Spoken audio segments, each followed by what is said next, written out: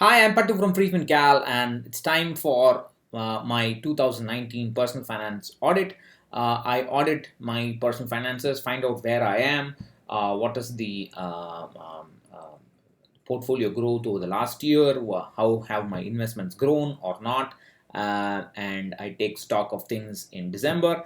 I publish the results every year. I've been doing so since 2013.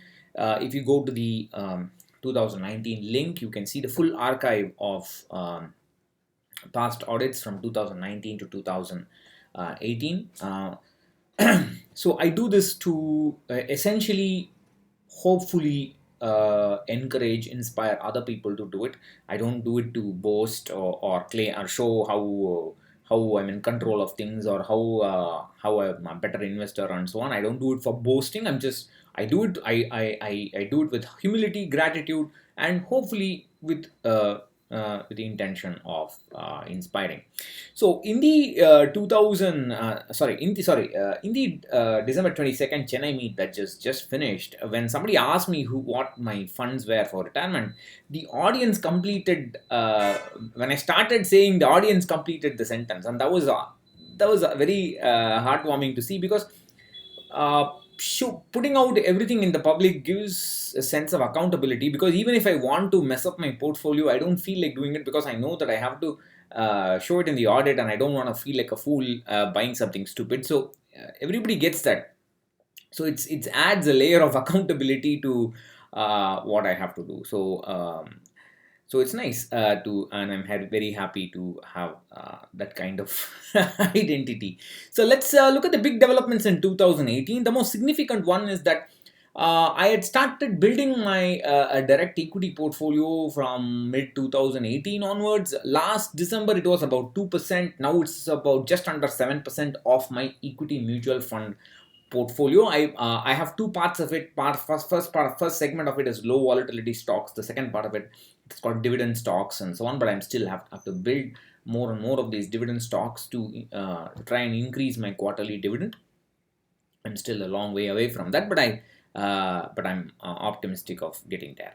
I also rebalanced my son's portfolio once. Last year I didn't rebalance it. 2017 I rebalanced it twice. 2018 I didn't rebalance because the market was kind of falling. 2019 I have rebalanced it once. I have so far not yet rebalanced my retirement portfolio, because it has been hovering 57, 58% or so, just under 60. So I just left it at that. So I've not bothered to rebalance it. Of course, the goal is, it's a long-term goal. My son's goal is no longer a long-term goal, so it's important. So let's look at retirement first. These are the numbers. Equity asset allocation is 57.6%. The fixed income is 42.4%. Equity mutual funds, out of that 57.6, 93% is equity mutual funds. Only about 6% or so is stocks. The fixed income, 82% of the fixed income is coming from NPS.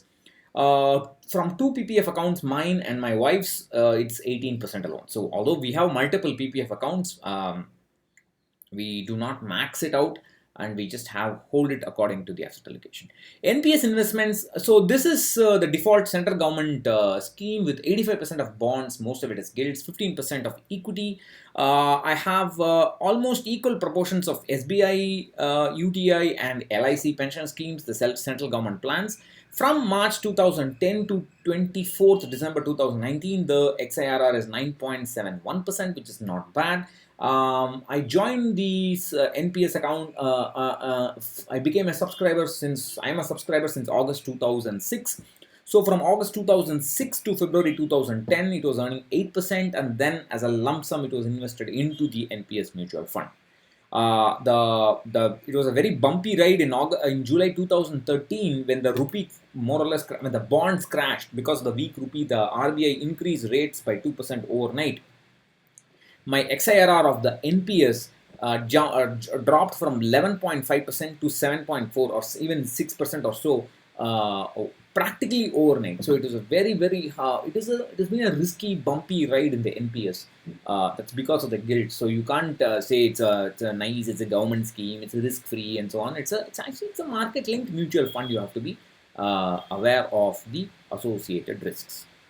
So if you come coming to the mutual funds, HDFC balanced the combined XIRR since all the consolidation and merger is 11.24%. I do find this with my tracker. All the graphs I plot are also with my tracker. It holds about 40.4% of my equity portfolio. Parak Parik is the XIRR is 13.8% returns. Weight is 37.4%. Quantum long term XIRR is 7.15. That's the last year it was about 11. That's dropped to 7. Weight is 21. Last year it was about 33%. I've been shifting the weights to the other funds and therefore its weight has come down. The overall XIRR since inception, since June 2008, since I made my first investment, is 11.6%, which is not bad. It had dropped to about 9% or so sometime last year, but has come back up to 11.6%. So I'm now considering whether I should shift away from quantum even more faster and move it to something more safer like ICICI multi-asset, because I'm 45 and I've more or less chalked up a reasonable portfolio, and I don't want to screw it around even further by taking on risk. I want to take a safe mutual fund by taking on multi-asset. Why not mutual funds? I prefer, I'm not so interested in low cost market like returns. I want guaranteed low volatility. Something like a multi-asset fund will give me that at a higher expense ratio. So I would prefer to go for that and build my portfolio around hybrid funds. And that's what works for me. So as of now, I have about my entire portfolio is like 31.4 times. If my monthly expenses is X, my portfolio is like 31.4 times that X. So that means it will last for about 31% with an inflation adjusted with. I mean, it'll for a real if the real return is zero, then that portfolio will last for about 31 years. If I retire now, which is all right, which is decent. I don't need to invest anymore for my retirement goal, but I continue investing in it at the same pace. There are some resources for early retirement. I have an ebook, I have a video. You can check out all that inside the blog post today. Please have a look at it. I've also written 10 years of mutual fund investing lessons learned. There's a video on this. You can have a look at all that. So this is the portfolio growth. You can see I can probably make this go into the next tab, make it bigger for you, if I can do that. So that's my, so the black line is so the black line is an investment made in the HDFC Nifty index fund, the same investments that I made in my mutual fund, same dates. The red is the retirement portfolio and the green is the same investment, same dates made in the Nifty Next 50 Total Returns Index. So as on date, the red line is kind of in between the green line and the black line. So it has outperformed the Nifty just a little bit. Managed the outperformance came down because of quantum, but since I've reduced the quantum exposure, managed to kind of stay above it. Then but the Nifty Next 50 has been more volatile, but it's as on date has performed. Last year it was below my portfolio. This year it's above. So that's life. I mean, that's the situation with Nifty Next 50. Keeps going up and down. All right. So if you the Nifty index would have given 11.3%. My retirement portfolio is 11.6%. Nifty would have given 11.3%, not 113%, 11.3%. Wow. So as my entire portfolio, so which is not bad at all. And Nifty Next 50 would have given close to 13%, but it's a lot more volatile. So don't get too many ideas and putting all your money into Nifty Next 50. It can be very, very, very risky. Like I've written, my hindsight can be your foresight. In hindsight, Nifty index fund could have done just as much so far as on date as my portfolio. So it can serve as a foresight for you, and you can consider investing in index funds if that's what you want to do. But I have made my logic clear. I would prefer to stick to low volatility hybrid funds, as that would give me guaranteed lower volatility for the higher expense. So that's a closer look at the same graph. You can see that this is the fall in the green line, the Nifty Next 50. This is the fall in the Nifty. That's my fall. That's a little bit better than either of them. So it's not so bad. And that's the gain or loss in my portfolio.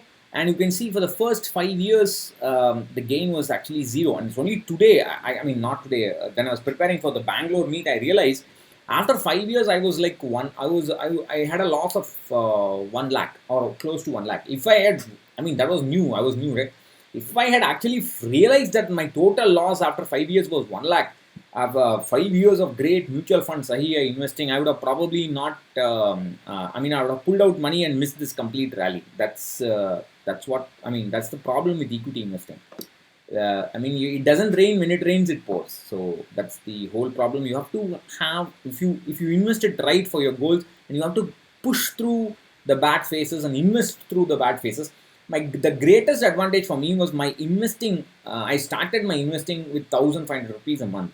Then it kind of grew and blew up into several fold, and I did that kind of investing in this period, and I continue to do the same amount of investing, but every year I try to increase it by 10%. But the maximum increase in investment came in this region. So when the market moved up, I got the biggest benefit. So it's, of course, I say it in hindsight, but that's what happened. Whatever. And this is the drawdown, the fall from the peak of the portfolio and the Nifty portfolio. You can see that the red is the big falls in the Nifty index fund. The green is the fall in my portfolio.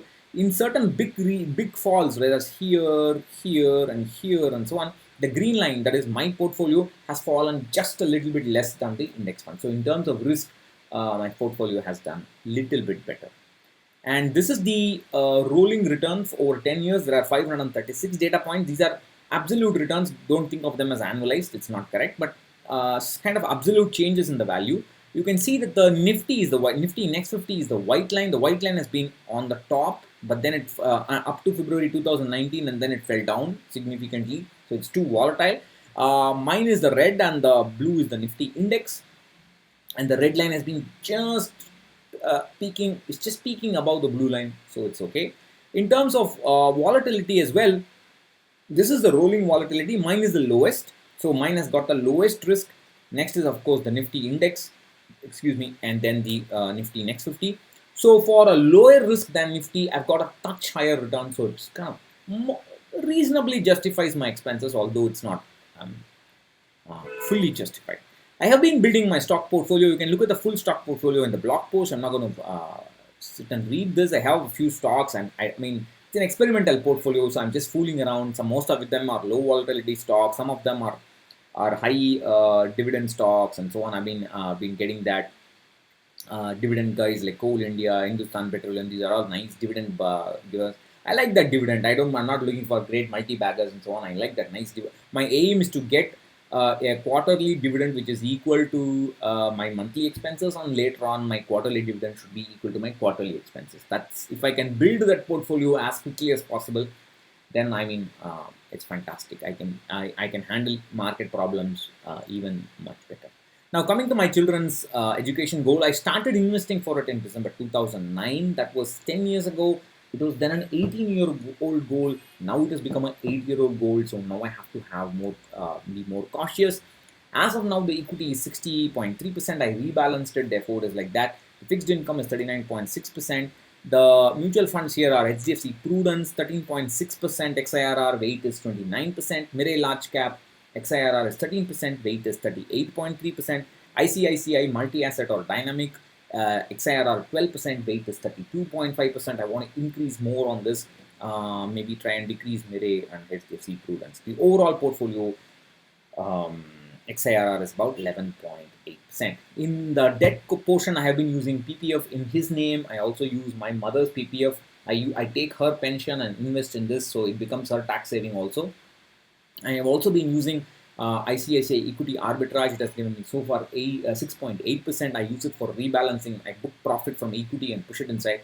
In case there is a big crash, I might consider pushing it back up, but I don't know. But I want to build more and more of this into equity arbitrage as the goal nears. That's my goal. So I want to, I mean, for the last couple of years, I've been having enough money in the equity, in the fixed income allocation to fund UG education. So now I'm close to a little bit into PG. I'm started into I can probably handle the first year of PG as well, without touching my equity allocation, just the fixed income. I want to build this more and more and more, and so that I can even handle a UG and PG. If he takes on a PhD or does something sciencey, then I don't have to pay so much for the PG. Let's see. So I don't know. Depends on how things go. Um, so that's about it. And what do I expect in 2020? I think 2020, like we just saw in the return difference between Nifty Next 50 and the Nifty 50, is probably going to be a correction. A crash is not so much of a problem. A correction is a danger because you never know when it will pick up. It can take years to recover, and that's a problem. But my goal is to sort of, at least with respect to retirement and maybe for the child's education, stay close to the 10% ish kind of XIRR and reduce the risk even further. That's the whole goal. I don't know. I mean, we have plans, we have dreams, but the stock market has got a mind of its own. So let's just hope it works out. I want to tidy up my stock portfolio and build the stock portfolio more. Let's see, just experimental. I'm just goofing around with it. Let's see what happens. Let's see how it pans out. So if you have any questions, comments, please let me know. Thank you as always for listening. Bye bye.